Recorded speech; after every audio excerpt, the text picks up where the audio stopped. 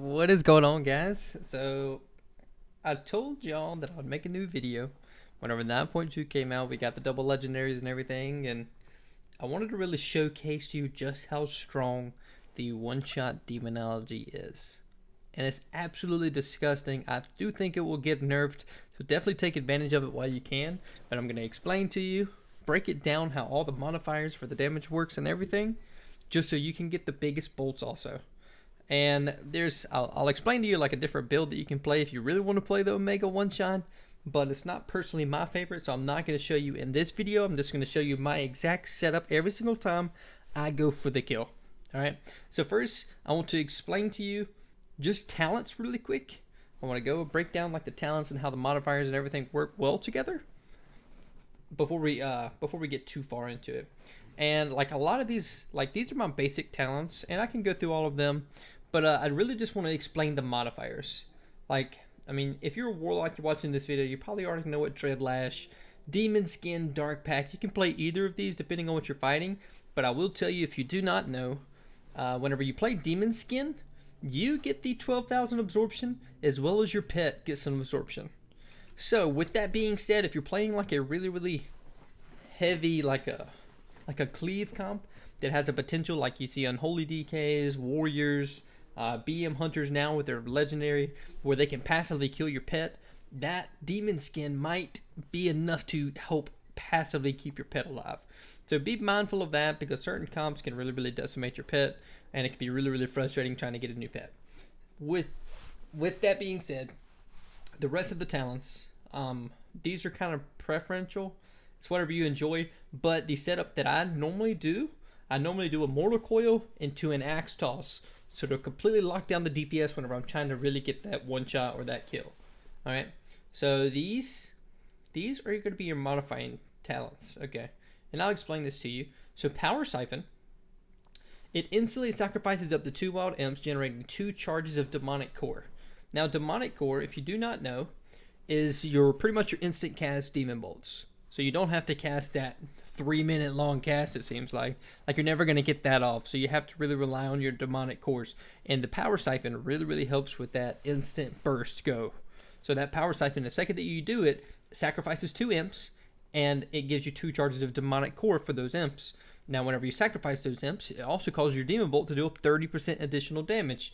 So you want to pair this always right after your Decimating Bolt, so you get the maximum damage out of your Demon Bolts. Alright, so that paired with the From the Shadows talent, this is going to be like your big dog build. People are like, oh, why do you play that instead of Shadow Summon Valfane? Because I'm playing for the really big bolts. So this Shadow Flame damage is included in the Demon Bolt, the Shadow School. So you have the Power Siphon, which is 30%, From the Shadows, which is 50%, because we're just adding those together. Excuse me. And then you have these 2 talents down here that really synergize well together. Because you passively summon a wild imp to fight for you every 12 seconds. And you have a 10% chance to also summon an additional demon to fight for you for 15 seconds. So that pretty much has a random proc chance, but it passively just builds you imps. So you get the really big bolts off. Because you're going to be playing this talent, Shadow Bolt and Demon Bolt, deal 4% additional damage per demon you have summoned. So if you happen to have like the additional demon as well as the wild imp, then that's going to be a free 8% of that, because you get the 4% per demon. So you might just get you could get really lucky, and these 2 it's just like random procs, and they just help each other build. All right. Now, some people play Pleasure Through Pain. I think it's fun sometimes, but you really kind of need Call Fell Hunter for that interrupt, because you can really get dominated by like a Mind Games, or maybe you need to kick a poly on a healer, or like there's a lot of niche ways that you can play, and you lose 2 interrupts whenever you don't play Fell Guard. So like you have this Fell Hunter, and then you also have Axe Toss, which kicks as well. So with that being said, I pretty much always play Call Fell Hunter, Fell Obelisk, Master Summoner, just because Master Summoner, it just makes your Dreadstalkers cast instantly, and it's a lot more reliable. So I do want to go through conduits, because sometimes I forget in my videos. I do not have any of the 278 conduits. I'm only 2200, 2300. So these are the conduits that I personally play. Fell Commando, that 15% less damage on your pets actually does add up over time, and it causes your Fell Guard to deal a little more damage too. It's kind of obsolete, but it will definitely add up. Resolute Barrier, this is kind of iffy because like I actually have one of my conduits wrong right now. I'll change that and like ignore this. I'll explain that right now in just a second. Resolute Barrier. So pretty much every attack that deals 5% of your health, it decreases the cooldown of Unending Resolve by 10 seconds. So there's so many attacks in the game that deal 5% of your health that it pretty much reduces your Unending Resolve cooldown to a 2-minute cooldown rather than 3-minute cooldown. It's a really good extra minute off of your defense. Born of Blood. It's actually really, really nice, and it helps a lot whenever you're trying to set up the really big one-shot because, like I said before, Power Siphon sacrifices 2 imps and gives you 2 charges of Demonic Core, but you have 3 charges with your Decimating Bolt if you play the, or you always are going to be playing the Necrolord Legendary for this. But your Hannah Gul'dan has a 32% chance to generate a charge of Demonic Core, so it really, really helps with the flow of this really big build. Demonic Momentum, I really, really like this. So every single time that I pour it, I get that really, really fast movement speed. And man, it really, really helps in kiting because you can just take off. Like you can see it right here. It's really, really nice. Call me Lightning McQueen. All right. But the Carnivorous Stalkers, this actually, like the proc on it can be really, really nice because sometimes it's kind of difficult to get off those really big one-shots and your Dreadstalkers might fade or something like that. And then the 6% comes in. And then your Dreadstalkers reproc, so you automatically get that extra Dreadstalker damage from the talent from the shadows. And like I've had that happen so many times where like somebody breaks up my CC long enough and now my dogs are on cooldown. I already used Power Siphon, and then this procs and it gives me the buff again. So this is really, really good. It helps you a lot. Like some people play Tyrant Soul instead or Fatal Decimation. I really like this. I know it seems like a low percent, but I can't tell you how many games I've won just because of the reproc. All right. Shade of Terror, I don't play this normally because I don't really have too much passive, and really and truly, I'm not going to be dealing damage to the target that I'm fearing, more than likely. So I recommend Fell Celerity because it reduces the cooldown of my Fell Dumb so I can resummon my pet faster. So I highly recommend switching Cell. It's going to be wrong in this video. I apologize, forgot to switch it because I'm a potato. All right, so we're going to break down how the legendaries work. All right, and I've explained, you should all know this by now. If you're a Demo Warlock, you know that you're playing Necrolord. So the Necrolord Shard of Annihilation, Decimating Bolt also increases the critical strike chance by 100%. So you have a 100% critical strike chance for all of your Demon Bolts because you get 3 charges with this, and critical strike chance or critical strike damage, by 50% for Demon Bolt. So for your 3 charges, you're going to have a 100% crit chance and a 50% damage increase for the Demon Bolts. All right. Now that paired with this, Bale Spider's Burning Wraps, and I'll actually show you what it looks like, is this legendary here, Bale Spider's Burning Core, okay? And for every Shadow Bolt you cast, it increases the Demon Bolt damage by 15%, stacking up to 4 times, and it lasts for 20 seconds. Excuse me, God, I'm dying, apologize.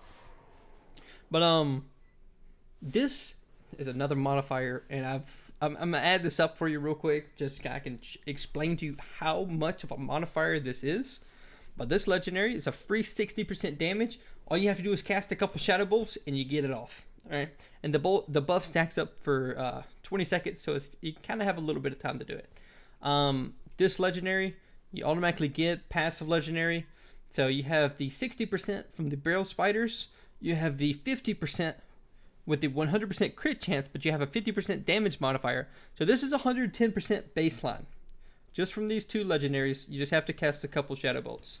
Now, with that being said, you have your 30%, your 20%, so that's 50%, big maths, and depending on how many imps you have out, most of the time you're going to have out at least 10, sometimes 20. So you can get like that 40% damage increase, or you can get the 80% damage increase, all right? And you can get some really, really big Demon Bolts off with the most imps out possible, because the imps just count for 4% extra damage. So you want to have out at least 10%, I would say, and then you can sometimes get really, really ramped up Demon Bolts. So from these 2, you have 50, and I'm just going to say for the sake of the video, let's just do 50 just for easy maths. All right. So you have the 50%, 60%. So 110 with the 100 from your talents, you're looking at 200%, 210% increased damage. All right. So now I'm going to show you, and I do have the True GCD add-on over here to the side, so you can see all of my globals. So you can see everything over here being cast while it's being cast. And then over here to the right above my my details frame, I have the Tell Me When for my Bell Spider's Burning Core. All right, and all the Tell Me When add-on does is it helps me see like how many charges I have. It's just a little bit of a bigger icon instead of having to look all the way up here and then not be able to see it. So you don't have to have this. It's just preference. And over here to the left, right above me, right up here, you can see all of my casts that are being cast. All right. So I know that sounded like a ton, but I'm going to explain to you just how I do the rotation, all right? So the first things first, whenever I come into an arena, first thing I want to do is I want to go ahead and get my Dreadstalkers out, because whenever Dreadstalkers fades, you get 2 charges of Burning Core, all right? So every single time your Dreadstalkers fade, you get 2 charges of Burning Core baseline. So it's going to help me with my Hand of Goldans. It's going to help me get more imps up for my Decimating Bolt and to get my Demon Bolts off, so I get the maximum damage out of them. So whenever I step into an arena, first thing I'm going to do, I'm going to cast the Dreadstalkers. And then you cast a Hand of Goldan, you can throw down your Obelisk, and you can start casting your Shadow Bolts to get your Burning Cores up, alright? You're going to get to 4, you're going to Hand of Goldan again. You can cast again. Now your dog's just faded. Now you can cast another Hand of Goldan, another Hand of Goldan. Now you can Tyrant. So now you have out the most damage you can have out. You're going to Hand of Goldan. You're just going to just ramp as much as you can in this phase.